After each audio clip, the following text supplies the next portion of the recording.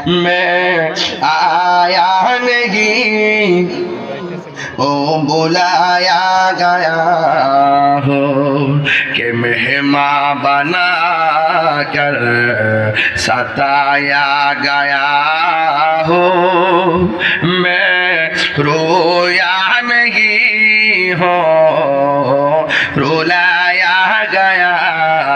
हो আমি বললাম দাওয়াতে গেছে ওরা বলছে হুসাইন আপনি আমাদের কাছে আসুন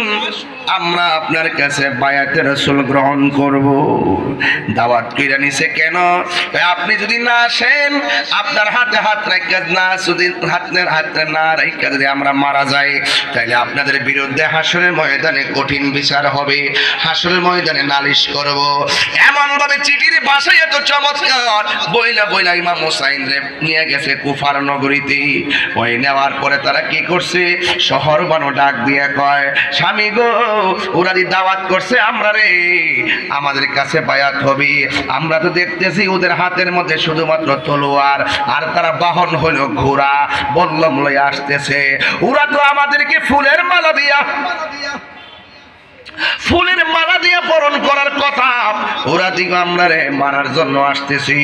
ইমাম হুসাইন রাদিয়াল্লাহু তাআলা আনহু বলেন শহর বানো রে শহর বানো এরা তোমাদের জন্য পরপুরুষ তোমরা নারীরা পর্দার ভিতরে চলে যাও তাবু গায়রা দেওয়ার পরে পর্দার ভিতরে চলে গেল যেই মাত্র পর্দার ভিতরে গেল ইমাম হুসাইন কই ও শহর বানো বের হবে না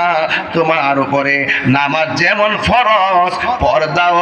তেমন ফরজ ঠিক কিনা এরপরে খেজুর ডাল কাইটা ওই মাটির মধ্যে গাইরা তাবু দিয়া ঘর বানায় দিছে ঘর বানায় দেওয়ার